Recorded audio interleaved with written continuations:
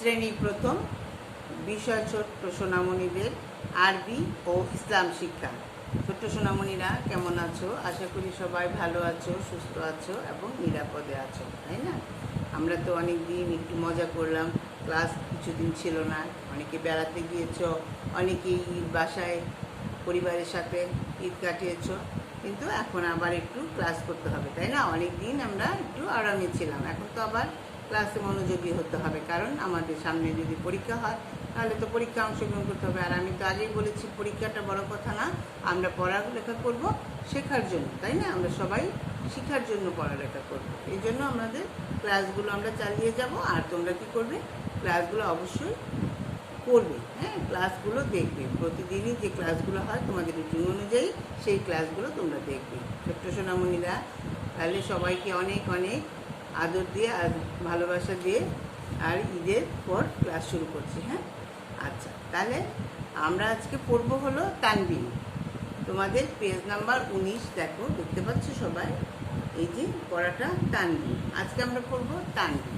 তাহলে তানবিনটা কাকে বলে? হ্যাঁ, উদাহরণ দাও। এখন আমাদের জানতে হবে যে তানবিন কাকে বলে।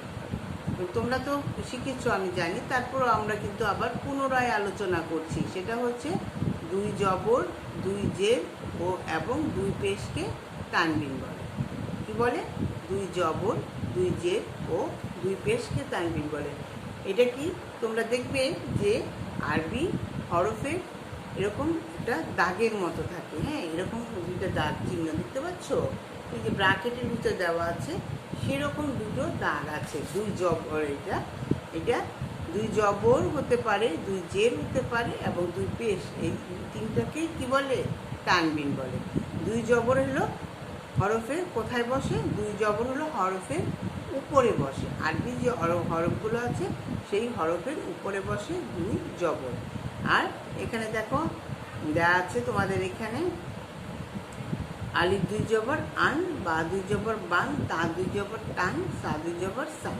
এই যেখানে দেওয়া আছে, সুন্দর করে তোমাদের বইতে দেওয়া আছে, দেখতে পাচ্ছ? চারটাই দেওয়া আছে। তারপরে হলো এখানে দুই জের ব্যবহার। দুই জের কোথায় বসে? দুই জের হলো আলিফের দুই জের, এখানে দেখা, এখানে দুই জবর এর ব্যবহার। এখানে আলিফ দুই জবর আন, এখানে দেখা দেওয়া আছে আলিফ দুই জবর আন, বা দুই জবর বান, এখানে সবগুলোই তোমাদের দেওয়া আছে। এই 3 নাম্বারের মধ্যে দেখতে পাচ্ছ না? হ্যাঁ, তা দুই জবর টান, সা দুই জবর সান, জিম দুই জবর জান, হা দুই জবর হান, এখানে সবগুলো দেওয়া আছে, বাংলাতেও দেওয়া আছে। আর তোমরা যখন পড়বে তখন আরবি হরফের উচ্চারণ অনুযায়ী পড়বে, ঠিক আছে? এরপর দুই জের হরফের কোথায় বসে? দুই জের হরফের নিচে বসে, হ্যাঁ, আলিফ দুই জের ইন, বা দুই জের বিন, তা দুই জের তিন, সা দুই জের সিন। এই দেখো কি সুন্দর করে এই যে দেওয়া আছে, নিচে বসেছে। জবর হলো উপরে বসে, আর জের জের হলো নিচে বসে। এই যে নিচে দেওয়া আছে, তোমরা দেখতে পাচ্ছ? আচ্ছা, তাহলে আমরা পড়লাম কি তানবিন কাকে বলে। উদাহরণ দাও। তোমাকে যদি জিজ্ঞেস করে তানবিন কাকে বলে, তুমি কি বলবে? বলবে দুই জবর, দুই জের ও দুই পেশকে তানবিন বলে। হ্যাঁ, দুই জবর হরফের কোথায় বসে? দুই জবর হরফের উপরে বসে।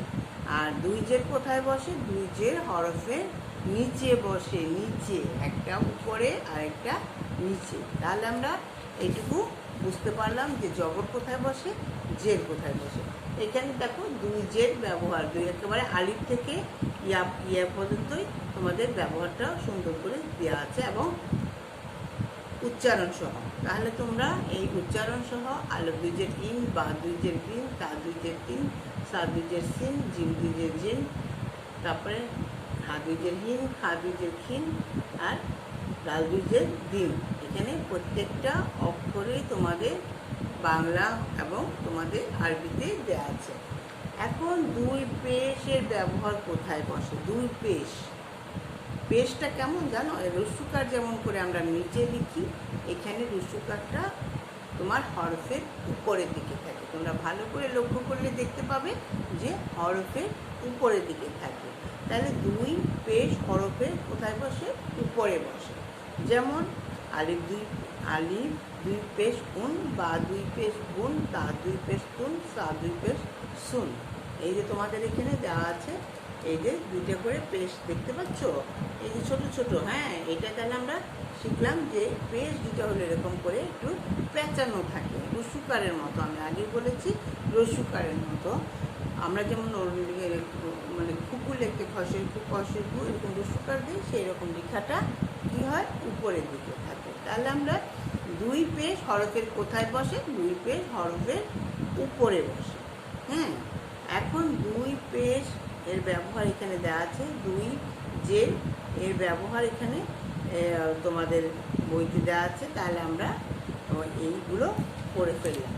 আচ্ছা, এখন আমরা পড়ছি হলো যজম কাকে বলে। যজম হলো একটা চিহ্ন, এরকম একটা কি বলবো, ভির মতো একটা চিহ্ন হরফের উপরের দিকে, সেই চিহ্নটাকে কি বলে, যজম বলে। যজম কাকে বলে, যজম হরফের উপরে এরকম একটা চিহ্ন থাকে, সেই চিহ্নটাকে যজম বলে। যজমের উচ্চারণ লিখো। যজমের উচ্চারণ বাংলা হরফের হসন্তের মতো, বাংলা হরফের হসন্তের মতো।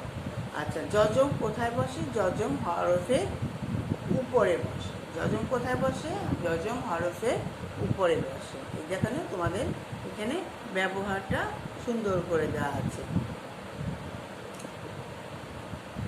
যজম বা সাকিনের ব্যবহার লিখো। যজম যেমন আলিফ নুন জবর, এই যে এখানে আন দেওয়া হচ্ছে। আচ্ছা, ছক, নিচের ছকে যজমের ব্যবহার দেওয়া হলো, এখানে তোমাদের প্রত্যেকটা যজমের ব্যবহারটা লিখে আছে। আচ্ছা, এরপর হলো তাসদিদ কাকে বলে।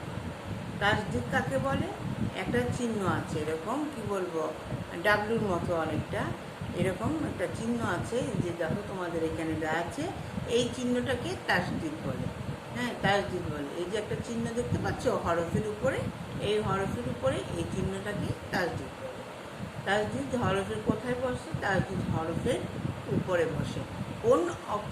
কোনটা হরফের উপরে বসে, কোনটা নিচে বসে, কোন হরফ দেখতে কিসের কেমন দেখতে, এটা কিন্তু আমাদের জানতে হবে। তাহলে কিন্তু আমরা সহি করে পড়তে পারবো, তা না হলে কী হবে, ভুল হবে। এই জন্য আমরা এই অক্ষরগুলো কিন্তু ছোটো ছোটো জিনিস, কিন্তু এটা তোমাকে অবশ্যই অবশ্যই জানতে হবে। তাসদিদের ব্যবহার লিখো। তাসদিদের ব্যবহার এখানে দেখো দেওয়া আছে, আলিফ নুন জবর আন, নুন জবর না, এই যেখানে আন না, দেখতে পাচ্ছ তোমরা, এই যেখানে দেওয়া আছে।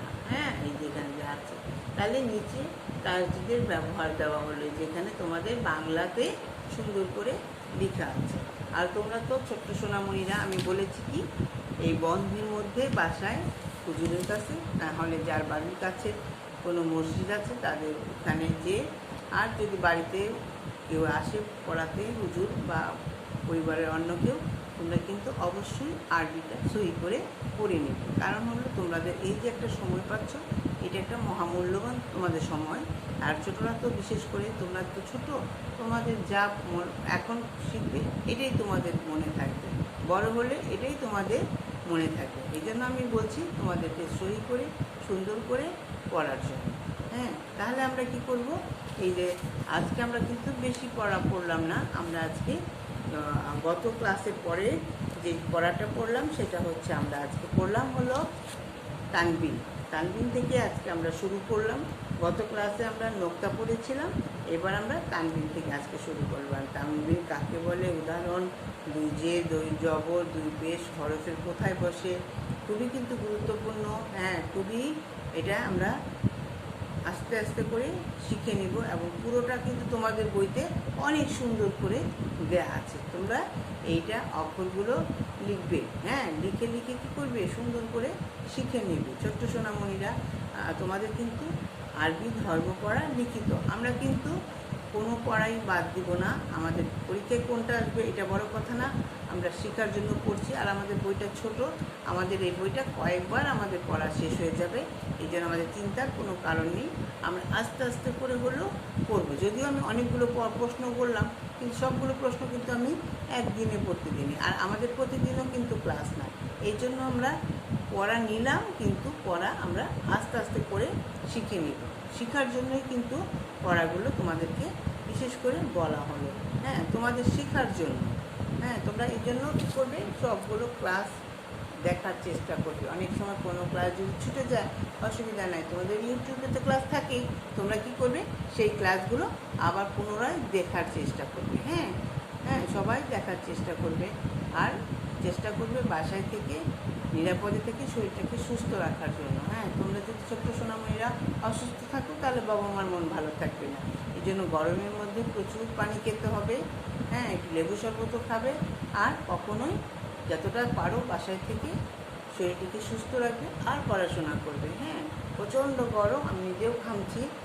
হ্যাঁ, প্রচণ্ড গরম লাগছে, কিন্তু আমাদের পড়াশোনা করতে হবে। আমি বারবার বলছি, পড়াশোনাতে কিন্তু কোনো ফাঁকি চুকি দেওয়া যাবে না, ঠিক আছে? প্রতিটা ক্লাস করবে, সবগুলো ক্লাস দেখার চেষ্টা করবে আর বাসায় পড়াশোনা করবে, ঠিক আছে? আজকে এখানে শেষ করছি, পরবর্তী ক্লাসে দেখা হবে। সবাই ভালো থাকো, সুস্থ থাকো এবং নিরাপদে থাকো।